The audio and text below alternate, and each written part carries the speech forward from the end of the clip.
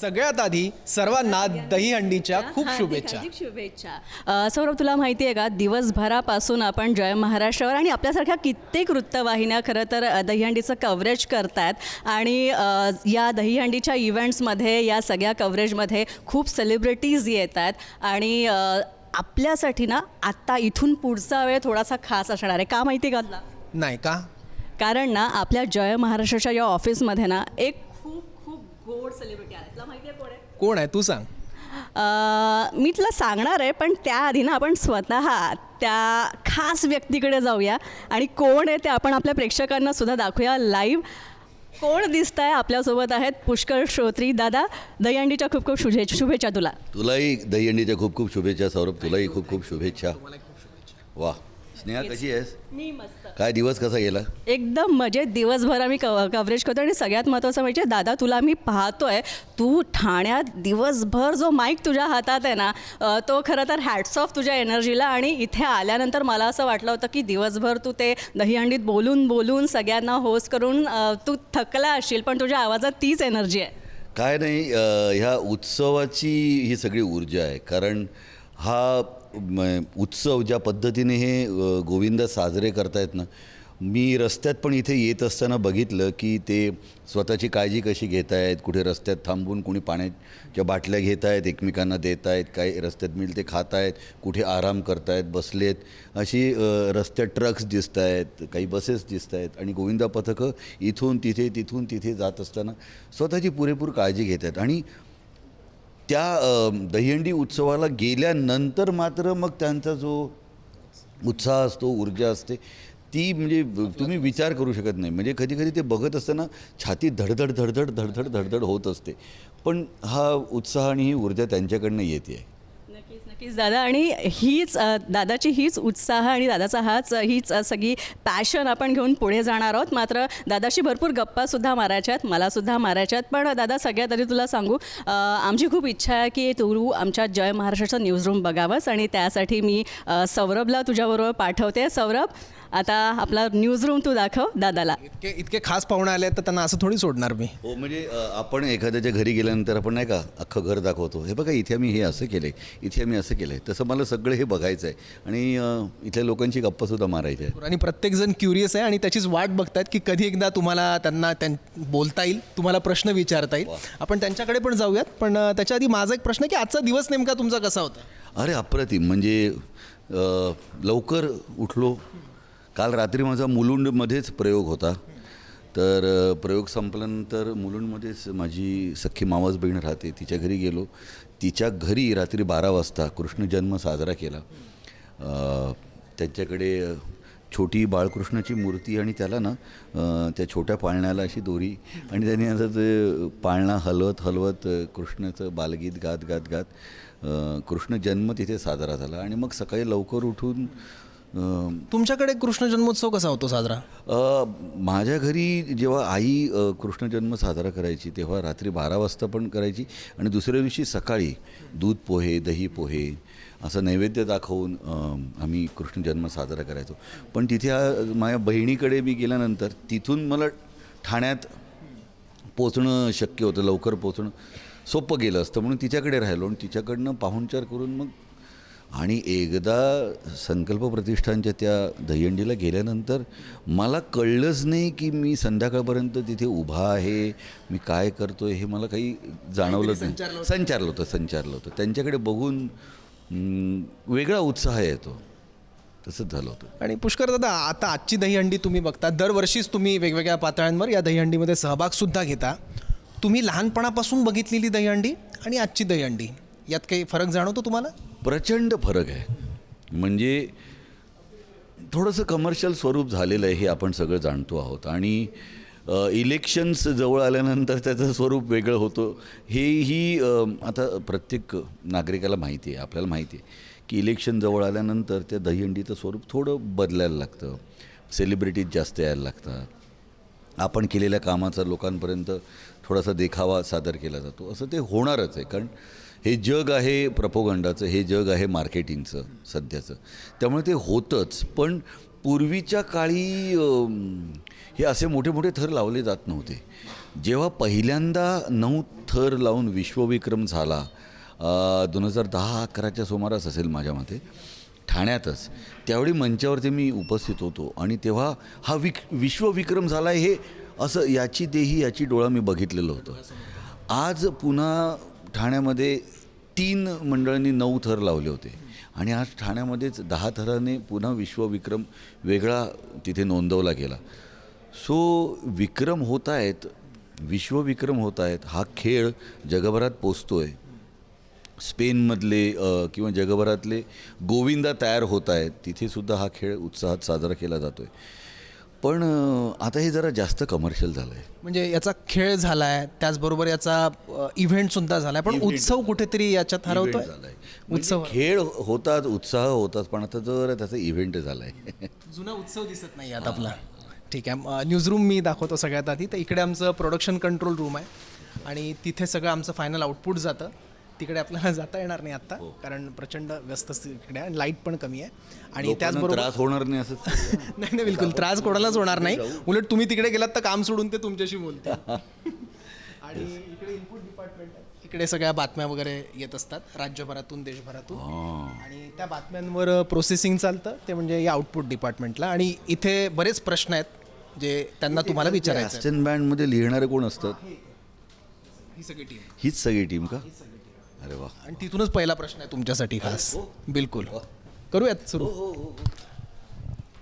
नमस्कार सर, मला तुम्हाला विचारायला आवडेल की दहीहंडी उत्सव आता आज आहे, तर मग तुमच्या लहानपणीची या उत्सवातली तुमची आवडती आठवण किंवा असे स्पेशल क्षण. खूप आहे. तुझं नाव काय? माझं नाव साक्षी कीर. साक्षी. कुठची आहेस तू मूळची? मी रायगडची आहे. रायगड. माझं पण रायगड जिल्ह्यात उरण. मी श्रीवर्धन. श्रीवर्धन. अरे वा वा वा. मी तसे जवळजवळ होतो. आपण कोकणाची सुरुवात जिथून होते तिथली आपण. तर लहानपणी जेव्हा जेव्हा असा उत्सव साजरा व्हायचा, आम्ही बिल्डिंगमध्ये आमची मुलं मिळून हे करायचो. मी आणि माझा भाऊ घरामध्ये ह्याला पण फॅनला पण एक दोरी बांधून त्याच्यामध्ये एक वाटी अडकवून त्याच्यात पाणी टाकून ती पण आम्ही घरात खेळायचो. खूप मस्ती करायचो त्यावेळी. पण जेव्हा कॉलेजमध्ये जायला लागलो ना, तेव्हापासून दहीहंडी उत्सव वेगळ्या पद्धतीने साजरा केला जातो हे कळायला लागलं. तोपर्यंत बिल्डिंगमध्ये इथे तिथे पार्ल्यामध्ये माझा जन्म झाला. पार्ल्यात तसं शांत होतं. मी खऱ्या अर्थाने दहीहंडी चा हा इव्हेंट आणि उत्सव बघायला लागलो ठाण्यामधून. मला असं वाटतं ठाण्यामध्ये जेवढ्या मोठ्या प्रमाणात होतं ना, नंतर माझ्यामध्ये पुण्यात होतं, पण ठाण्यात जेवढ्या मोठ्या प्रमाणात दहीहंडी साजरी केली जाते तशी कुठेच नाही. प्रीतीला. हाय प्रीती. Hello sir. तू कुठची आहेस? सर माझं नाव प्रीती. माझं मूळ गाव उत्तर प्रदेश आहे, पण मी लहानाची मोठी इथेच विरारला झाली आहे. आणि अस्खलित मराठी बोलतो. अरे वा. नाही उत्तम. वा वा. उत्तर प्रदेशमधली म्हणजे कुठली आहेस तू? गाजीपूर जिल्हा. वा. अरे प्रसिद्ध आहे तुमचा गाजीपूर जिल्हा. हां, म्हणूनच महाराष्ट्रात आलीस ना, हे बरं आहे ना. नाही, जन्मच महाराष्ट्रात झाला आहे. महाराष्ट्रात आला. वा वा वा. मला हे खूप आवडलं. सर माझा प्रश्न असा आहे की म्हणजे आगामी चित्रपटात तुम्ही विनोदी भूमिका साकारताना दिसणार आहात का? चांगला प्रश्न विचारलास. मी ना आता 33 वर्ष या क्षेत्रात काम करतो आहे. म्हणजे 1992 साली मी पहिलं व्यावसायिक नाटक केलं होतं, हसत खेळत, अशोक सराफ यांच्याबरोबर, विनोदी नाटक. त्यानंतर मी अनेक विनोदी नाटकं केली. पण रेगेसारखा चित्रपट केल्यानंतर किंवा मी केलेला सिटिझन नावाचा सिनेमा असेल किंवा आत्ता संसारा नावाचा सिनेमा जो नुकता प्रदर्शित झाला तो केल्यानंतर अनेक प्रेक्षकांची अशी मागणी आहे की आम्हाला तुम्हाला फक्त विनोदी चित्रपटांमध्ये बघायचं नाही किंवा विनोदी भूमिकांमध्ये बघायचं नाही, तर तुम्ही गंभीर स्वरूपाच्या भूमिका पण चांगल्या करता, असं प्रेक्षकांचं म्हणणं आहे. आणि म्हणून वेगळं काहीतरी करण्याकडे माझा कल आहे. आणि म्हणूनच आत्ता मी नाटक पण जे करतो आहे ना, घाबरायचं नाही नावाचं, ते काय आहे तर रत्नाकर मतकरींच्या 2 गूढ कथा आम्ही रंगमंचावरनं सादर करणार आहोत. मी डॉक्टर गिरीश ओक आणि डॉक्टर श्वेता पेंडसे. आणि त्याचं थोडा प्रयोग असा वेगळा करतो आहोत. मी तुम्हाला सगळ्यांना आमंत्रण आहे की गोष्ट सांगता सांगता आम्ही त्या गोष्टीतले पात्र होऊन जातो. आत्तापर्यंत आपण अभिवाचन बघितलं आहे, की हातात घेऊन कोण ना कोणतरी वाचून दाखवतो, गोष्ट तशी सादर होतं. पण आम्ही असं केलं की तसं नाही करायचं, तर आम्ही गोष्ट सांगायला सुरुवात करतो आणि आपण नाही का किस्सा सांगताना म्हणतो मी असा होतो, तो असा होता आणि तुम्हाला हे म्हण आणि मी हे असा पण किस्सा सांगतो किंवा गोष्ट सांगतो ना, तसं आम्ही घाबरायचं नाही मध्ये. गोष्ट सांगता सांगता आम्ही त्यातली पात्र होऊन जातो आणि प्रेक्षकांना त्याच्यात खेचतो. ती अत्यंत गंभीर स्वरूपाची भूमिका. मी स्वतःला कम्फर्ट झोनच्या बाहेर काढलं पाहिजे, मी स्वतःला वेळोवेळी चॅलेंज केलं पाहिजे. मी दुसऱ्या कोणाशी स्पर्धा नाही करणार. काल मी जे काम केलं आहे त्याच्याशी मी आज पुन्हा स्पर्धा करणार आणि मी आज काय करणार. सो म्हणून मी असे वेगवेगळे प्रयोग करतो. सो मी आता विनोदी भूमिका जरा कमी करतो आहे, गंभीर भूमिका जरा जास्त करतो. चालेल ना? हां, येशील ना बघायला? हां, नाही तर तुम्ही विनोदी नाही तर मी येत नाही जा, असं नाही ना. बाकी भेटल्यानंतर आपण गप्पा मारू, त्याच्यात आपण हसू, पण भूमिका गंभीर करतोय. पुष्कर दादा, याच्यावरूनच माझा एक प्रश्न आहे. अशोक सराफ यांना सुद्धा मागे एक प्रश्न विचारला होता की तुम्ही कॉमेडी आर्टिस्ट आहात का, विनोदी कलाकार आहात का? यावर त्यांनी उत्तर दिलं होतं की नाही, मी कॅरेक्टर आर्टिस्ट आहे. करेक्ट. याच्यामध्ये भीती वाटते का कधी कधी की एखाद्या कॅरेक्टरिस्टिकमध्ये आपण अडकून बसण्याची, म्हणजे एखादी विनोदी भूमिका केली आणि तशाच भूमिका सातत्यानं येत गेल्या, तर एक स्टिरिओ टाईपमध्ये नाही, अडकून पडण्याची भीती वाटत नाही, पण एखाद्या चांगल्या ॲक्टरला स्वतःला वेळोवेळी सिद्ध करावंसं वाटतं आणि त्यासाठी त्याला विनोदी भूमिका, गंभीर स्वरूपांच्या भूमिका, वेगवेगळ्या प्रकारच्या भूमिका घेऊन ते चॅलेंज स्वीकारावंसं वाटतं. सो अशोक मामा हे तर माझे गुरु आहेत. तर अशोक सराफ यांनी जे सांगितले ते अगदी योग्य आहे की मला हिरो म्हणण्यापेक्षा मला ॲक्टर म्हणून म्हटलेलं मला जास्त आवडेल. एक चांगला ॲक्टर असतो, एक बरा ॲक्टर असतो, एक वाईट ॲक्टर असतो, एखाद्याला हे जमतं, एखाद्याला, पण चांगल्या ॲक्टरला सगळं जमायला पाहिजे. म्हणून ते होण्याकडे कल जास्त आहे. मला ते साध्य करायचं आहे की मला चांगला ॲक्टर म्हणून लोकांनी ओळखावं. पण आता विनोदाचाच विषय निघाला आहे. मराठीत आत्तापर्यंत बरेच चित्रपट आले आहेत ज्यांनी आपल्याला खळखळून अनेक वर्ष हसवलं आहे. म्हणजे जवळपास 2 ते 3 पिढ्यांनी असे चित्रपट बघितलेले आहेत, जे आजही बघितलं की त्यांचा रेलेव्हन्स काय कधी कुठूनही बघितली तरी आपल्याला वाटतं की हा बघत राहावं, हातातलं काम सोडून बघावंसं वाटतं. असे चित्रपट आज का नाही येत आहे? हा विनोद, हा ह्युमर हरवला आहे का? जो समाज जगातल्या विनोदाकडे निखळ वृत्तीने बघत नाही, तो समाज निरोगी राहू शकत नाही. आपण कोरडे झालो. आपण जरा कोरडे व्हायला लागलो. आपल्याला उगाचच भावना अणकुजितार करून बसलो आहे की कधीही कोणाच्या तरी भावना पटकन अशा दुखावल्या जातात. सो विनोदाकडे विनोदाच्या अंगाने बघितलं जात नाही. त्याच्यात आणखीन एक प्रकार आहे की विनोद करण्याच्या मागे तुझा हेतू काय आहे. मी जर तो विनोद माझ्यावरती केला ना तर काहीच प्रॉब्लेम नसतो ना, पण मी तुझ्यावरती विनोद करायचा आणि विनोदाने मला जर चिमटा आला ना तर मला किंवा गुदगुल्या झालं तर आवडेल किंवा मला असं झालं तर आवडेल, पण मला विनोदाने बोचकारता कामा नये. आणि काही जणं विनोद करण्यामागचा हेतू बोचकारणं आहे ना, ते जरा आणि भावना पण हल्ली फार नाजूक झाल्या आहेत. झालेली आहे. लगेच कॉन्ट्रोवर्सी तयार होते. हो, काही जण कॉन्ट्रोवर्सी करण्यासाठी मुद्दा म्हणून विनोद करतात, असं नाही वाटत तुला? बरोबर आणि वाटतं, पण बोलता येत नाही आपल्याला त्याबद्दल. अगदीच. तर हे आमचं डिजिटल डिपार्टमेंट आहे. वेब आणि डिजिटलचा जो सगळा कंटेंट आहे तो सगळा इथे तयार होतो आणि इथे त्यावर संस्कार करून मग तो वेबसाईटला अपलोड केला जातो. तर यांना भरपूर प्रश्न आहेत. हां, तुम्हाला विचारायचं आहेत. हां, एकदम रांगेत सगळे. तर सुरुवात करूया, याच्यापासून करूयात. नमस्कार सर, मी अपेक्षा भंडारे. अपेक्षा, हां, वा, कुठली आहेस तू मुळची? सातारा. सातारा. हो. सर, सातारा जिल्हा मला लय आवडतो. Thank you sir. काय मटण असतो. हो सर. मी मुळचा खवाई आहे. मटण म्हटलं तरी कॉन्ट्रोवर्सी आहे. मग काय म्हणायचं आता? नाही, आता 16 ऑगस्ट आहे, आज चालेल. काल बोलला असतात तर कॉन्ट्रोवर्सी होती. अच्छा, हो, बरोबर. अभक्ष भक्षण. सर, माझा सॉरी, तुला मी विषय बरकटवला. माझा प्रश्न असा आहे सर, तुम्ही वर्सटाईल ॲक्टर आहात. सूत्रसंचालन बरंच केले तुम्ही, अनेक चित्रपटांमध्ये काम केलं आहे. माझा असा प्रश्न आहे, तुमच्या या सगळ्या बिझी आणि हेक्टिक शेड्यूलमधून तुम्हाला तुमचा छंद जोपासण्यासाठी वेळ मिळतो का, आणि तुमचा आवडता छंद कोणता? वा अपेक्षा, या निमित्तानं मला माझ्या छंदांची आठवण आणि जाणीव करून दिलीच. मला वाचायला खूप आवडतं. त्या वाचनासाठी पूर्वी जितका वेळ मिळायचा ना तितका वेळ आता नाही मिळत, हे मी मान्य करतो. म्हणजे काय होतं, पूर्वी झोपायच्या आधी 10 पानं तरी वाचायलाच पाहिजे असा माझा अट्टहास असायचा आणि मी वाचायचो. आता काय होतं, वाचन होतं पण त्याचबरोबर थोडंसं OTTवरती काय चाललं हे पण डोकावलं जातं. कारण आता एक चौथं व्हर्टिकल आपल्या सगळ्यांसाठी आलं आहे. म्हणजे आधी नाटक, टेलिव्हिजन, सिनेमा, आता OTT. सो OTTवरती कोण काय करतं याचा अभ्यास केला गेला पाहिजे. मी काही गोष्टी दिग्दर्शित करतो आहे. जसं मी आणि सचित पाटील आम्ही दिग्दर्शित केलेला असंभव नावाचा चित्रपट आम्ही नोव्हेंबर महिन्यात 21 तारखेला प्रदर्शित करतो आहे. तर तो करायच्या आधी जगभरातला कॉन्टेंट काय पद्धतीने तो बघितला जातो. त्यामुळे पूर्वीचा छंद होता माझा वाचनाचा, आताचा छंद बदलला आहे वाचन आणि OTTवरती काय चाललं आहे बघणं. त्या व्यतिरिक्त आणखीन मला जंगलात फिरायला खूप आवडतं. म्हणजे मी जर ह्या क्षेत्रात नसतो ना, मी जंगलात सापडलो असतो. मला मोबाईलला रेंज नाही आहे आणि काहीच नाही, जगाशी संपर्क नाही आहे, अशा जंगलात फिरायला मला खूप आवडतं. पूर्वी फिरायचो, आता तसा वेळ मिळत नाही. कुठलं आवडतं जंगल देशातलं? मी कान्हा, बांधवगड, नागझिरा, पेंच अशा अनेक ठिकाणी फिरलो आहे. रणथंबोरला गेलेलो आहे. मला जिम कॉर्बेट नॅशनल पार्क माझं अजून बघायचं राहिलं आहे.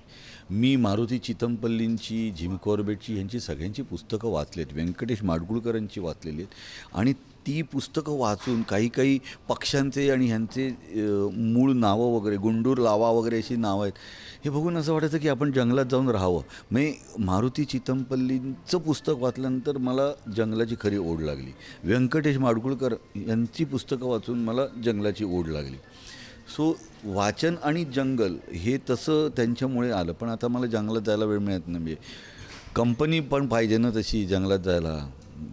जंगलं पण आधीसारखी फार कमी शिल्लक राहिली आहेत. माणूस सगळ्या ठिकाणी जातो. हो. भारतात चांगले आहेत. मी देशाविदेशातली पण जंगलांमध्ये गेलो. मी कॅनडातल्या पण जंगलात फिरून आलो आहे. ग्रेझली बेअर नावाचा जो आपण मोठं अस्वल असतं ना, ते ब्राऊन कलरचं, जे उभं राहिल्यानंतर 8 फुटाचं दिसतं, ते मी असं जवळून पाहिलेलं आहे तिथल्या जंगलामध्ये. सो मी अनेक जंगलांमध्ये फिरलो आहे. पण भारतातली जंगलं सुस्थितीत आहेत, चांगली आहेत, सोयीसुविधा आहेत. फक्त जंगलात वावरण्याचं शिक्षण लोकांना दिलं पाहिजे. अपेक्षा तुला या प्रश्नाच्या निमित्ताने मला जय महाराष्ट्राच्या माध्यमातून सांगायचं आहे, जंगलात गेल्यानंतर लोक खूप जोरजोरात बोलतात. म्हणजे तिथं बघ एवढ्या जोरात. जंगलात खरं तर एवढ्या आवाजात बोलायला पाहिजे, हे बघ असं ह्या आवाजात बोलायला पाहिजे की नाही. तर तिथं जंगलात ते एवढा जोरात बोलत असतात. गाडी आगे लो गाडी पिछे लो मेरा हमको दिखाई नहीं दे रहा, हमको फोटो निकालना. एवढा जोरात जंगलात आरडाओरडा करतात. सो जंगलात कसं वागायचं, वावरायचं ह्याचं पण जरा प्रशिक्षण दिलं पाहिजे लोकांना. नुसते पैसे आहेत म्हणून तुम्हाला सगळं मिळतं. काही गोष्टी लोकांना स्वतःहून कळत नाही, हे दुर्दैव आहे. प्रत्येक गोष्ट शिकवायची वेळ येते, आपली कर्तव्य, आपल्या जबाबदाऱ्या समजत नाहीत, हे दुर्दैव आहे. आणखी काही प्रश्न आहेत आपण घेऊयात. माझ्या छंदांची आठवण. या हां, घाणेकर सर आहेत आमचे, त्यांना काही प्रश्न आहेत. नमस्कार. ते सगळंच बघतात. तुम्ही जे ॲस्टन म्हटलात ते रनडाऊन, बातम्यांचा फ्लो, असं सगळं ते बघतात. वा. हां, म्हणजे पिलर आहेत चॅनलचा आहे. वा So, त्यांचा काय टाईप प्रश्न? करणाऱ्यांवरती फार मोठी जबाबदारी असते ना. ऱ्हस्व दीर्घ, नावं, त्याच्या आधी हुद्दे, पुढे जे काय म्हणायचं आहे ते. मी एकदा अटकच्या ऐवजी अकट पण वाचलं होतं कुठल्या तरी एका चॅनलवर. असो. मगाशी तुम्ही तो प्रश्न उपस्थित केला होता की घाबरणे या नाटकाबद्दल. तर मतकरींची गूढ कथा आणि त्यांचं मानसशास्त्र या ह्याच्याकडे एक अभिनेता म्हणून तुम्ही कुठल्या प्रकारे बघता, कुठल्या अँगलने बघता? वा क्या बात आहे. मी तुम्हाला सांगू का, मतकरींच्या कथा मी त्यांची पुस्तके मी लहानपणापासून अनेक वेळा वाचली आहेत. निजधाम असेल, कबंध असेल, खेकडा असेल, ही पुस्तकं मी पारायणं केलेली आहेत. गंमत काय होते, जेव्हा एखादं पुस्तक तुम्हाला वारंवार वाचावंसं वाटतं, एकदा दोनदा नाही वारंवार वाचावंसं वाटतं, तेव्हा एक गोष्ट आहे, तो जो संकेत आपल्याला कळतो ना, की म्हणजे मला हे आवडतं आहे. मग हे मला का आवडतं आहे? अभिनेता म्हणून मी स्वतःला विचारतो, मी हे वाचक म्हणून मला आवडतं आहे का अभिनेता म्हणून आवडतं आहे? तर माझ्या लक्षात आलं की मला अभिनेता म्हणून हे आवडतं आहे, की मला हे जर करायला मिळालं तर आवडेल. मग ते कुठच्या पद्धतीने केलं पाहिजे? मग त्यातलं मानसशास्त्र शोधावं लागतं अभिनेत्याला. की एखादं आम्ही त्याच्यात पावसातला पाहुणा करतो आणि त्याच्यात आम्ही जेवणावळ ह्या 2 कथा करतो. दोन्हीकडचा समान धागा आहे पाहुणा. पावसातला पाहुणा जो आहे त्याची मानसिकता वेगळी आहे आणि जेवणावळमधला पाहुणा आहे त्याची मानसिकता वेगळी आहे. आणि खऱ्या अर्थाने म्हणाल तर जेवणावळमधला जो पाहुणा आहे, ज्याला जवळजवळ भस्मे झाल्यासारखी त्याला भूक आहे, त्याला सतत खायला आवडतं. आता तेच मानसशास्त्र तुम्ही आजच्या राजकारण्यांना लावा की स्वतःच्या भुकेमुळे बळी पडलेला असा तो जेवणावळमधला पाहुणा आहे, बरोबर. तर मला जितकं मिळेल तितकं मला खाता येईल असे जे भ्रष्ट नेते असतात किंवा अधिकारी असतात किंवा जो भ्रष्ट माणूस कोणी असेल, राजकारणीच कशाला, कोणीही भ्रष्ट माणूस असेल, त्याला जी खा सुटलेली असते त्यातनं त्याचाच बळी जाऊ शकतो का, हे मानसशास्त्र पण तुम्ही त्याच्यामध्ये शोधू शकता जेवणावळमध्ये, नाही का. त्यामुळे तिथे भयकथांच्या ऐवजी आपण त्याला गूढकथा जास्त म्हणतो, कारण ना त्याच्यात दचकणं नाही आहे, त्याच्यात तुम्ही गोष्टीत हळूहळू घुसत जाता आणि रेग्युलर इंटरवल्सने तुम्हाला ना शॉक्स मिळत राहतात. आईला हे असे, अच्छा हे असे, हे असे, असं होत जातं. सो ही मतकरींच्या लिखाणाची ताकद आहे असं मला वाटतं. थँक्यू. मिळालं उत्तर. Yes sir, thank you.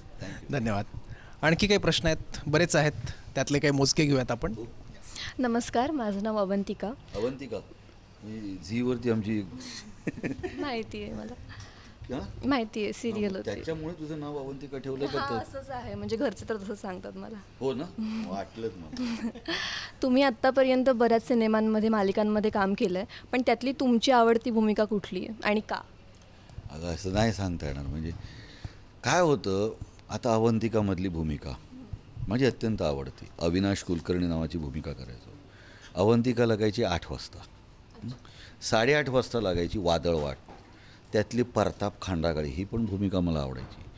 का आवडायची तर 8 वाजता मी साधा सरळ अविनाश कुलकर्णी आहे, हां, आणि 8:30 वाजता अत्यंत भ्रष्ट असा आणि करप्ट डोक्याने, विचारांनी, सगळ्या पद्धतीने वाईट वृत्तींचा, वाईट प्रवृत्तींचा परताप खांडागळे आहे. सो त्या दोन्ही मालिका लागोपाठ लागायच्या. सो मला ते पण करायला आवडायचं, हे पण करायला आवडायचं.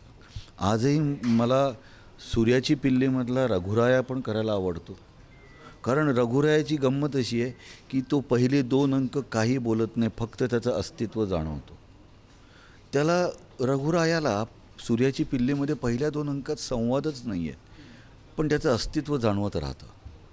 सो ते एखाद्या अभिनेत्यासाठी चॅलेंजिंग असतं की संवाद नसतानासुद्धा माझी रिॲक्शन, मला काहीतरी म्हणायचं आहे हे प्रेक्षकांपर्यंत पोहोचवणं, हे पहिल्या 2 अंकात होतं. आणि तिसऱ्या अंकात, पहिल्या 2 अंकात त्याला जे म्हणून दाबायचा प्रयत्न करतात त्यांच्या विरुद्ध तो उसळतो, ते तिसऱ्या अंकात बघायला मिळतं. सो असा रघुराया पण मला करायला आवडतो. आणि मला घाबरायचं नाही मधले 2 वेगवेगळे पाहुणे करायला आवडतात. मला परफेक्ट मर्डरमधला निरंजन करायला आवडतो. परफेक्ट मर्डरमध्ये मी इन्स्पेक्टरची भूमिका पण करतो ती, हां, मग तेही करायला आवडतं, हेही सो ना ॲक्टर म्हणून मला सगळंच करायला आवडतं. मला माझ्या पद्धतीने लोकांचं रंजन होईल. समजा मी जर गंभीर स्वरूपाचं नाटक करत असेल किंवा चित्रपट करत असेल तर लोक तिकीट काढून काय बघायला येतात, गंभीर, मग त्यांना त्याचं समाधान द्यायचं आहे. लोकांनी जर कॉमेडी सिनेमा किंवा कॉमेडी नाटक म्हणून पैसे देऊन आलेत तर त्यांना हसायला मिळालं पाहिजे पुरेपूर, आणि ते करण्याकडे माझा कल असतो. आणखी काही प्रश्न आहेत? मिळालं तुला उत्तर? हो, मिळालं. ठीक आहे. आणखी काही प्रश्न आपण घेऊयात पटापट. इथूनच घेऊयात. काय करतेस? मी यूट्यूबचं पाहते. यूट्यूबवर सगळे व्हिडिओ ती अपलोड करते, एडिट करून. हां, नमस्कार, माझं नाव वैष्णवी आहे. हो, तर माझा प्रश्न असा आहे की जे ॲक्टर्स आहेत ते वर्षानुवर्ष थिएटर्स करत असतात, ऑडिशन्स देत असतात, त्यानंतर त्यांना जाऊन कुठेतरी मोठी संधी मिळते. पण हल्ली असं होतं, जे रील स्टार आहे या सोशल मीडिया इन्फ्लुएन्सर आहे त्यांना फॉलोअर्स पाहून किंवा काय म्हणून फेमस ते किती आहे ते पाहून त्यांना संधी मिळते या त्यांची कास्टिंग होते. तर याबाबत तुमचं काय मत आहे? चुकीचं आहे. म्हणजे मला फॉलोअर्स किती आहेत त्याच्यावरनं काम मिळण्याच्या ऐवजी मी खरंच त्या कामासाठी योग्य आहे का नाही, म्हणजे शरीरयष्टीने, आवाजाने, नजरफेकीने मी आहे की नाही हे बघितलं जावं. एक, मला ते झेपेल की नाही, माझा अनुभव आहे की नाही हे दुसरं बघितलं जावं. आणि वर्कशॉप घेतली जावीत आणि मग त्या अभिनेत्याकडनं काम करून घेतलं जावं.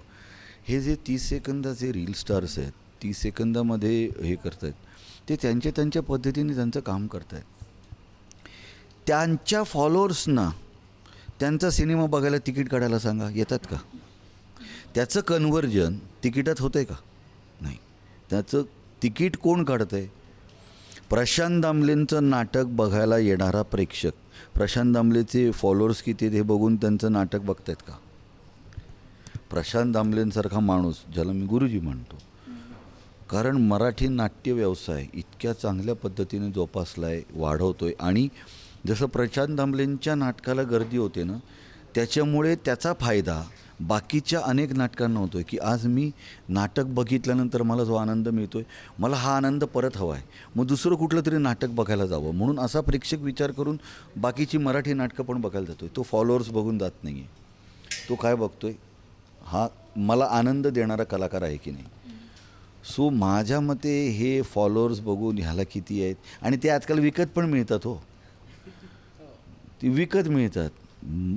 माझं सगळं ओरिजिनल आहे, माझं एकदम ऑर्गॅनिक आहे. आपल्याकडे काही विकत घेतलेलं नाही, खोटं काही नाही. तुला काय वाटतं? बरोबर. सहमत आहेस की नाही? हो. म्हणजे मी ऑडिशन्स द्यायला तयार आहे. ऑडिशन्स, लुक टेस्ट हे सगळं व्हायलाच पाहिजेत. कारण दिग्दर्शकाला, तुमच्या DOPला, तुमच्या प्रोडक्शन डिझायनरला, तुमच्या कॉस्ट्यूम डिझायनरला त्यांनी त्यांचा विचार करून एक त्यांनी चित्र तयार केलं, त्याच्यात आपण फिट बसतोय की नाही हे ठरवण्यासाठी वेळ मिळाला पाहिजे ना. सो ऑडिशन्स द्यायला काय हरकत नाही, ती द्यायलाच पाहिजे. स्क्रीन टेस्ट द्यायलाच पाहिजे. पण ह्याचे फॉलोअर्स एवढे आहेत म्हणून ह्याला काम देऊया हे चुकीचं आहे. Yes, thank you Vaishnavi. आणखी प्रश्न आहेत काही? शेवटचे 1-2-3 प्रश्न आपण घेऊयात आणि मग आपल्याला दहीहंडी पण फोडायची आहे. अरे प्रश्न घेऊ. हां, अक्षय घुगे आहे, इनपुटला हा काम करतो. सगळ्या बातम्या जिथून येतात रिपोर्टरसोबत कम्युनिकेशन करणं. काय प्रश्न? खबर तुझ्याकडे येते? पहिली खबर माझ्याकडे येते. बरं, खबर आणि बखर याच्यातला फरक काय?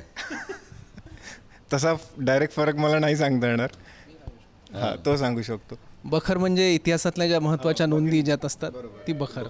बरं, तुमच्याकडे येते ती खबर. खबर. हां, दोन्ही नाही समजलं तर खणली तुमची कबर. वा. तर पुष्कर दादाचं काम आपण अनेक वर्षापासून कलाकार म्हणून पाहतोय. मला दादाला विचारायला आवडेल की हल्लीचा जो यूथ क्राऊड, यंग क्राऊड आहे, ते OTT पाहायला त्यांना फार आवडतं. वेगवेगळ्या वेबसिरीज असतील. मराठी कलाकार हे आपल्याला अनेक हिंदी OTTमध्ये पाहायला मिळतात, काम करताना बघायला मिळतात. पण मराठी वेबसिरीज ह्या तितक्या प्रमाणात पाहायला मिळत नाही. काही उत्तम, उदाहरणार्थ समांतर वगैरे खूप अप्रतिम वेबसिरीज घडल्या आहेत.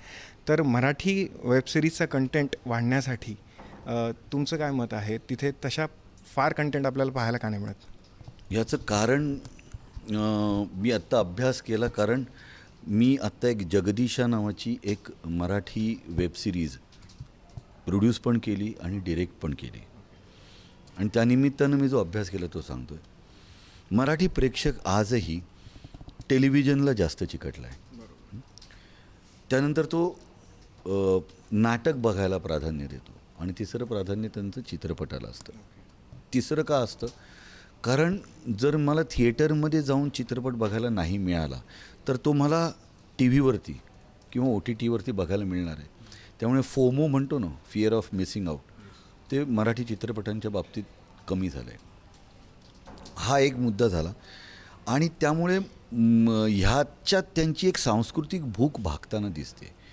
त्यामुळे अनेक OTT प्लॅटफॉर्म्सनी त्यांचे आकडे आमच्यासमोर मांडले की मराठी प्रेक्षक अजूनही सबस्क्राईब करत नाही आहेत त्यांचे OTT platforms Marathi web show बघण्यासाठी.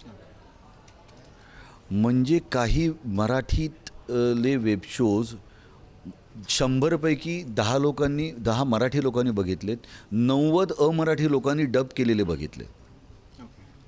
समांतर असेल किंवा मानवत स्टोरीज असतील, मर्डर ते असतील, त्याच्यातनं मराठीतला कॉन्टेंट 100पैकी 10 लोकांनी बघितला आहे. बाकीचे 90 आहेत ना ते अमराठी आहेत ज्यांनी डब केलेलं बघितलं आहे.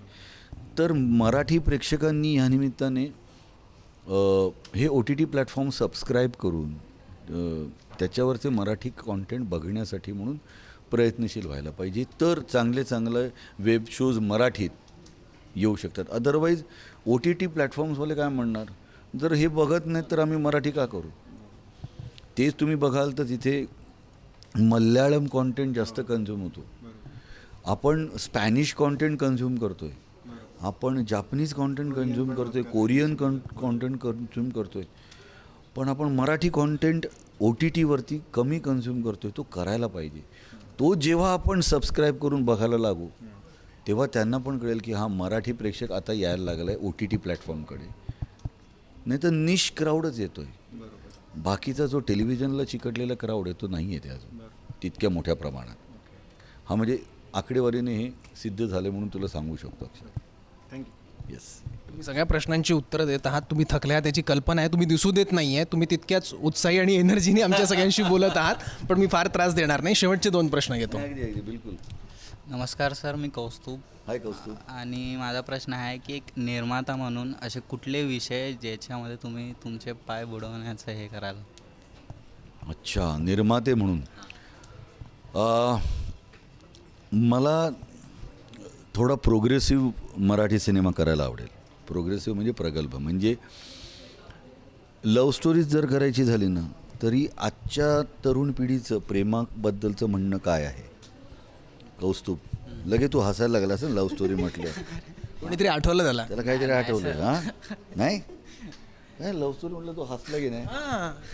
आणि गालातल्या गालात. हां, प्रेम या विषयाकडे आजच्या तरुण पिढीचं कसं म्हणणं आहे हे प्रोग्रेसिव्ह सिनेमामधनं दाखवायला आवडेल, किंवा सस्पेन्स थ्रिलर दाखवायला मला खूप आवडेल. त्याच्यात वेगवेगळे विषय मला एक्सप्लोर करायला नक्की आवडतील. सो हे सगळे प्रगल्भ सिनेमा, कारण आज सगळा प्रेक्षक वर्ग ना फिंगर टिप्सवरती जगातलं कॉन्टेंट बघतो आहे.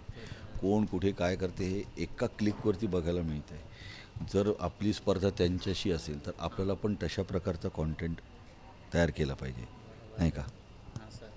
हां, तुला काय बघायला आवडेल? Love story? हां, कौस्तुभ, सस्पेन्स नक्की बघा. सह्यारा नाही म्हटलं नशीब. हां, का प्रेमातला सस्पेन्स? हां, चालेल. वा, चांगला विषय मिळेल याच्याने. गुड आहे. हाय. शेवटचा प्रश्न. नमस्कार सर, मी आयुष शेट्टे. आयुष. माझा प्रश्न कुठला सर आहेस मुलगा? सावंतवाडी. माझा प्रश्न असा आहे की अलीकडच्या काळात कोणते असे मराठी चित्रपट आहेत जे तुम्हाला बघायला आवडले आणि ते तुम्ही आमच्या दर्शकांना देखील सजेस्ट कराल? अरे, यावर्षी एप्रिल मे 99 मला खूप आवडला हा सिनेमा. आता थांबायचं नाही, मला खूप आवडला. गुलकंद मला खूप आवडला.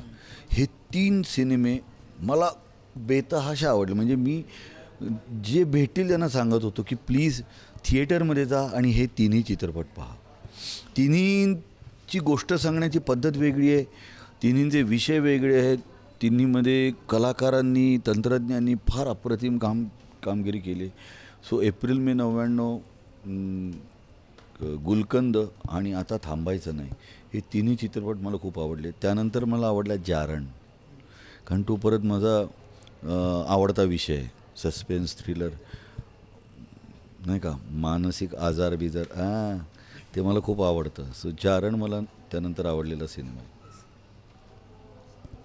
येस. तुला कुठचे आवडतात बघायला? Crime thriller. हां, क्राईम थ्रिलर. क्राईम थ्रिलर ना.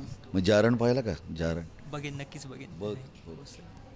येस. आता माझा प्रश्न आहे पुढचा, थोडंसं पॉलिटिकल, सोशो पॉलिटिकल विषयाकडे येतो. मराठीच्या विषयावर काही कळत नाही.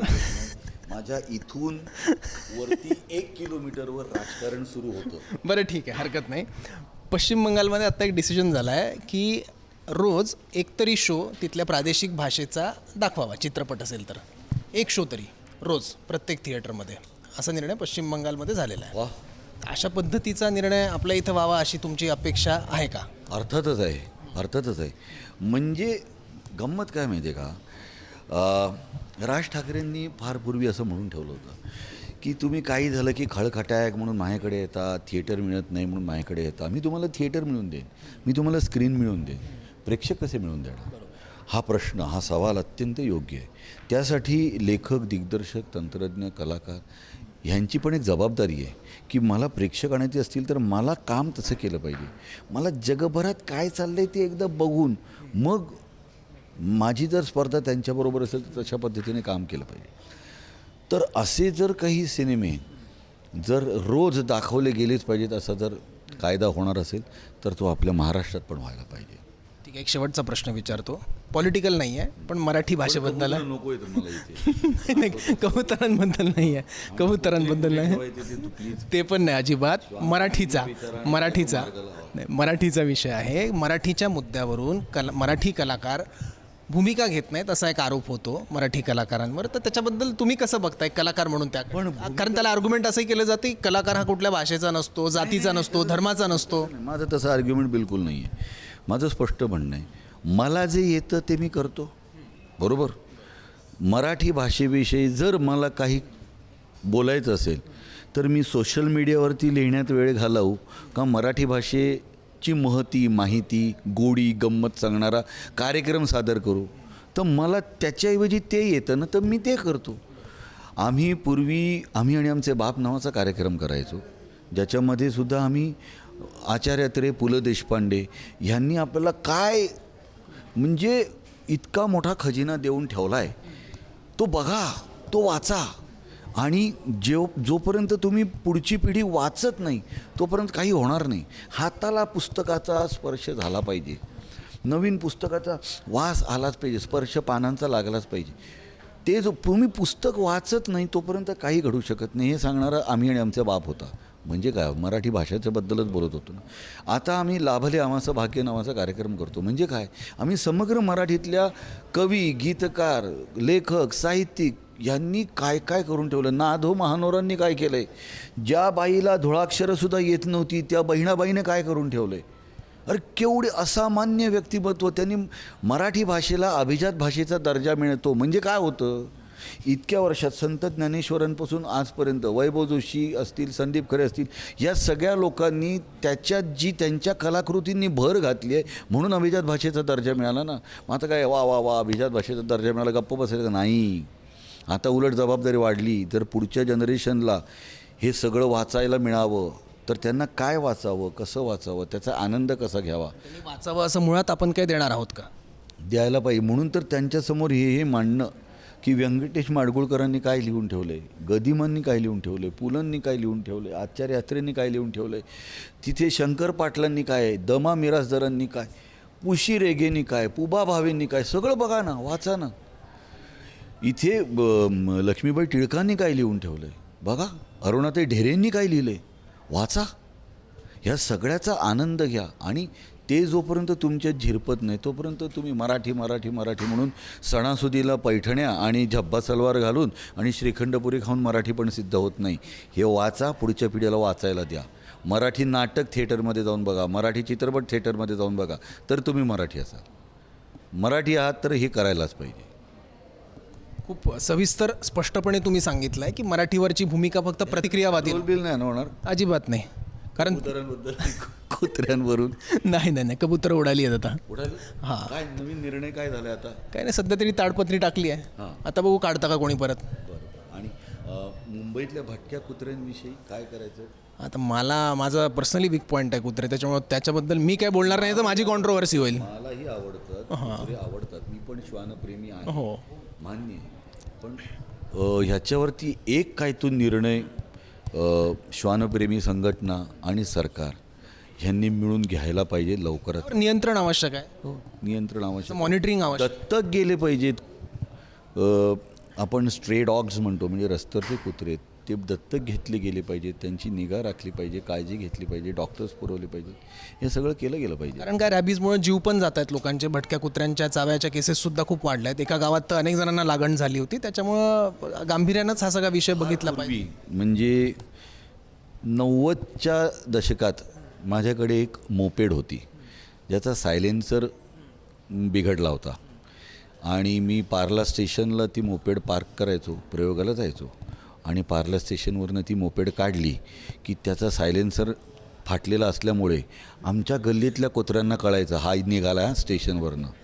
मग ते कुत्रे गल्लीतले असे सरसावून तयार व्हायचे की आला येते. आणि मग ती मोपेड, हो त्याला स्पीड किती असणार, म्हणजे जवळजवळ थांबलेल्या गाड्या ओव्हरटेक करतील की काय, ह्या स्पीडने मी त्या मोपेडवरनं घराच्या दिशेने निघायचो आणि माझ्या बाजूने कुत्रे धावत निघायचे. मी दुर्लक्ष करायचो बाबांनो तुम्हाला जे काय करायचं एका पॉईंटनंतर ते कुत्रे पण कंटाळायचे. ह्याच्याकडे काही नाही, ह्याला हा घाबरत नाही. चावलंय कधी? नाही नाही, हा घाबरत नाही, हा हाडहूड करत नाही, हा काहीच करत नाही. आपण त्याच्यापासून करून धावतो. मी माझ्या स्पीडने त्यांच्याकडे दुर्लक्ष. शेवटी एका पॉईंटला ते कुत्रे मला सोडून निघून जायचे आणि मग मी माझ्या घरी पोचायचो.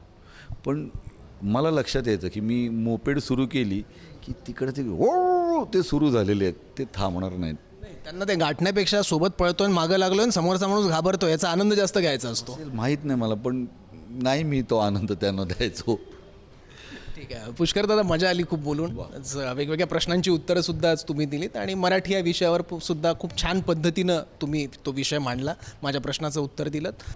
पुष्कर दादा, मगाशी तू बोलत होता, सौरभ तुझ्याबरोबर बोलत होता, तेव्हा एक गोष्ट तू खूप सुंदर बोललात आणि ती मला खूप आवडली. ती म्हणजे आपण नेहमी कम्फर्ट झोनमधनं बाहेर यायला हवं. पण आता आपली सायकोलॉजी किंवा आपलं मानसिकता अशीच झाली आहे की आपल्याला नाही यायचं आहे कम्फर्ट झोनच्या बाहेर.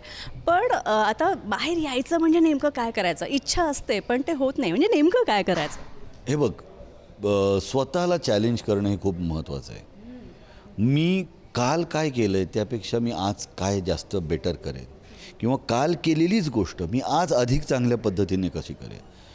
आजची गोष्ट मी उद्या तीच तर परत करावी लागली तर ती मी उद्या आणखीन चांगली कशी करेन, हे स्वतःला चॅलेंज करणंच आहे. आणि त्याच्यात स्वतःशी स्पर्धा करणं महत्त्वाचं आहे. मुळात स्वतःशी स्पर्धा करा, इतर कोणाशी स्पर्धा करू नका. स्वतःशी स्पर्धा करा, तीच तुम्हाला पुढे घेऊन जाईल. संधी ही ना एका अदृश्य झोपाळ्यासारखी असते. आता तो अदृश्य झोपाळा आहे, कधीतरी तुमची उडी त्याच्यावर पडणार आहे आणि मग तुमच्या संधीचं सोनं होणार आहे. पण त्यासाठी तुम्हाला काय करायचं आहे?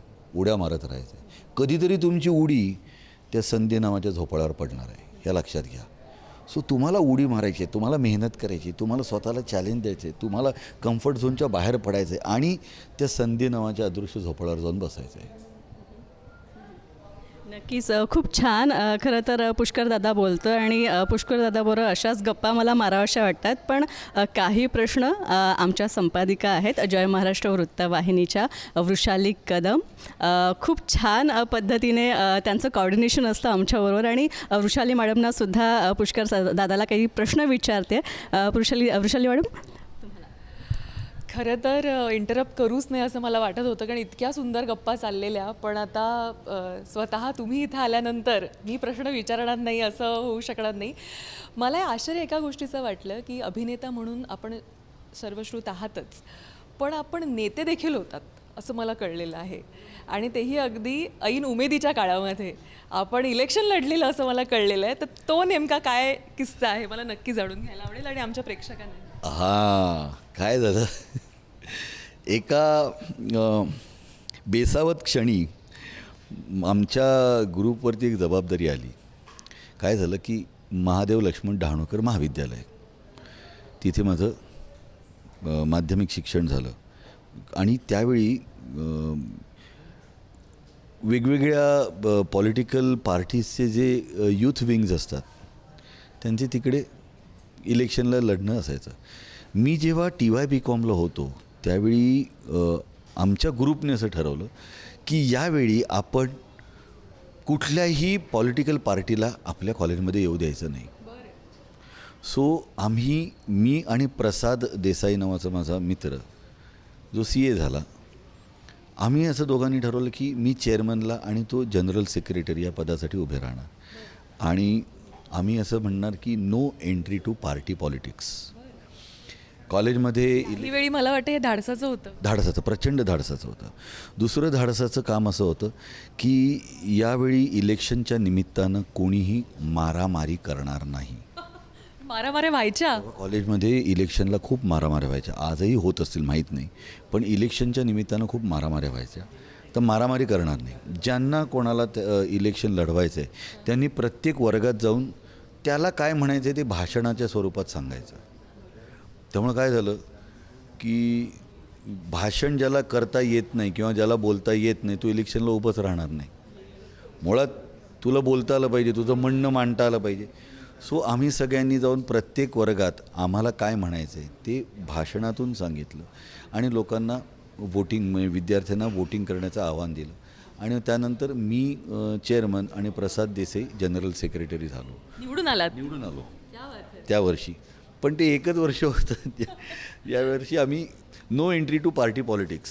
आणि त्यावेळी आम्ही सगळ्यांना सांगितलं होतं भाषणं तर करायचीच आहेत पण पोस्टर्स लावायची. तुम्हाला ही काम केलंय, भाषणं केलेली आहेत, पोस्टर्स लावलेले आहेत. पुष्कर श्रोत्रीने हे सगळं माझी ऐन उमेदीच्या माझी चित्रकला चांगली असल्यामुळे पोस्टर्स मीच बनवले आहेत माझी. आणि त्याला आम्ही एक आयडिएशन असं केलं होतं की नो पार्किंगचा बोर्ड असतो ना तसा पी क्रॉस आणि त्याच्यावरती लिहिलं होतं no entry to party politics. So पी अशी पोस्टर्सची युद्ध केली होती. पोस्टरचं युद्ध होतं. आता आपण पाहतोय, जसं मला वाटतं सौरभनेही तो प्रश्न विचारलेला, मराठी, इतर भाषा ह्या सगळ्या ह्याच्यामध्ये आपणच असे एक असामी आहात की ज्यांनी पूर्वय्या नावाचा एक कार्यक्रम सुरू केलेला होता. त्याबद्दल नक्कीच आम्हाला जाणून मी स्वतः फार क्युरियस आहे. पूर्वय्याची गंमत अशी आहे की मी आणि अजित परब आम्ही खूप जवळचे मित्र आहोत. वी आर एक्सटेंडेड फॅमिली असं म्हणू शकतो. सो अनेक वेळा ना गप्पा मारत असताना अजितच्या गाण्याचा मी भयंकर चाहता आहे, प्रचंड चाहता आहे. सो गप्पा मारत असताना आम्ही असं ऐकून आहोत की तुम्ही कानसेन तर आहातच पण तानसेनही आहात. हां, म्हणजे मी अधूनमधून त्याच्याबरोबर कधी कधी पण तो जितका चांगला गातो ना तर गप्पांमधनं असा विषय निघाला आणि आमच्या लक्षात आलं की महाराष्ट्र आणि पश्चिम बंगाल ही 2 राज्य अशी आहेत ज्यांच्यामध्ये कमालीचं साधर्म्य आहे. म्हणजे स्वातंत्र्यपूर्व काळातले क्रांतिकारक कवी, नाटककार, म्हणजे रंगभूमी असेल, तुम्ही गुरुदेव रवींद्रनाथ टागोर म्हणा, बंकिमचंद्र चट्टोपाध्याय म्हणा, इथे साने गुरुजी म्हणा, सावरकर म्हणा, ह्यांनी क्रांतीसाठी सुद्धा आणि भारत स्वतंत्र व्हावं म्हणून सुद्धा मेहनत घेतली आणि आपल्याला गाणीसुद्धा दिली, गीतं पण दिली, कवी म्हणून पण ते आपल्यासमोर आले. गाण्याचा एक जो बाज आहे, म्हणजे बंगाली संगीत हे थोडंसं संथ आहे पण मधुर आहे. तसं मराठी संगीत देखील मधुर आहे आणि ढॅन फार नाही. आणि तिथे नाटकाची परंपरा पश्चिम बंगालमध्ये तितकीच आहे, तिथे गाण्याची परंपरा तितकीच आहे. सो महाराष्ट्र आणि पश्चिम बंगालमध्ये कमालीचं साधर्म्य आहे. फक्त एकच फरक आहे, तिकडे समुद्रात सूर्य उगवतो, आपल्याकडे समुद्रात सूर्य मावळतो.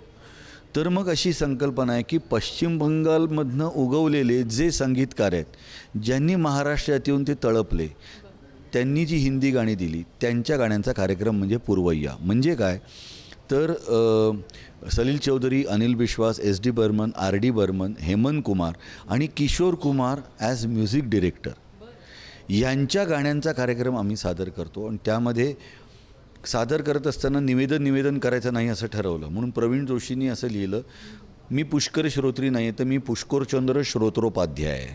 म्हणजे असं कॅरेक्टरमध्ये घुसणं आणि ते पात्र साकारणं आणि सूत्रसंचालन करणं, हा रोल बंगाली बोलायचं आहे आणि बंगाली शिकणं. त्यासाठी मी बांगला शिकलो आणि बांगलामधनं बोलतो, मराठीतनं बोलतो, हिंदीतनं बोलतो. आणि ही महाराष्ट्र आणि पश्चिम बंगाल ह्यांचं जे नातं आहे ते आम्ही त्या पूर्वयामधनं सादर करतो. मला हेच विचारायचं आहे की जर पुष्कर श्रोत्री हे बंगाली शिकू शकतात तर मग आणखीन एखादी भाषा शिकली तर काय वाईट आहे? काय वाईट आहे? आणि आपली नुसती भाषाच गोड नाही आहे तर आपल्याला लाभलेली जी लिपी आहे ना देवनागरी, ती फार सुंदर आहे. म्हणजे चिकणी म्हणतो ना आपण, आकर्षक चिकणी, इतकी सुंदर आपल्याला देवनागरी लिपी लाभलेली आहे. त्यामुळे मी अनेकांना सांगतो की आपण आता मोबाईलमध्ये ना मला जायचं आहे तर MALAJAY असं नका टाईप करू. आता प्रत्येकाचा मोबाईल स्मार्ट आहे, त्याच्यामध्ये देवनागरी लिपीचा फॉन्ट अवेलेबल आहे.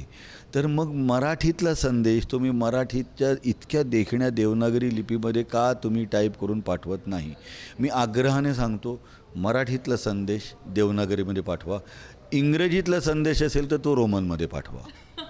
तर नुसतं मराठी बोला, मराठी वाचा हे नाही, तर मराठीमध्ये लिहा, मराठीमध्ये विचार करा. स्वप्न बघा ती पण मराठीतच बघा. नक्कीच. तर मी पुन्हा एकदा स्नेहा आणि सौरभ या दोघांकडे थँक्यू वृषाली मॅडम, धन्यवाद. पुष्कर दादा, मला आणखी एक क्युरियोसिटी आहे बरं का. तू काही वृत्तवाहिनीसाठी पण न्यूज अँकरिंग केलेलं आहेस, तो वृत्तनिवेदकसुद्धा होतास. तर समजा आता पुष्कर दादा जर जय महाराष्ट्र वृत्तवाहिनीला असता आणि पत्रकार पुष्कर दादा आम्हाला पाहायला मिळाला असता, तर पुष्कर दादाने कसं सगळं केलं असतं? आम्हाला एक छोटीशी झलक हवी आहे. दहीहंडीचं अँकरिंग. दहीहंडीचा अँकर. नमस्कार, मी पुष्कर श्रोत्री आणि तुम्ही पाहताय जय महाराष्ट्र. आज तुमच्यासाठी खास बातमी घेऊन आलेलो आहे. ठाण्यामध्ये दहीहंडीचा उत्सव फार मोठ्या उत्साहात साजरा झालेला आहे आणि तिथे 10 थरांचा विश्वविक्रम यावर्षी साजरा केलेला आहे. मला दिसते इथे की जय महाराष्ट्राच्या ऑफिसामध्ये पुष्कर श्रोत्रीसारखे नामवंत कलावंत त्यांनी हजेरी लावलेली आहे आणि त्यांनी गप्पा मारता मारता उत्तम उत्तरंसुद्धा दिलेली मला इथे दिसत आहेत. तर पुन्हा भेटणार होतं, पण जय महाराष्ट्र पाहत राहा, कुठेही जाऊ नका, हातातल्या रिमोटला स्पर्श करू नका, पाहत राहा जय महाराष्ट्र.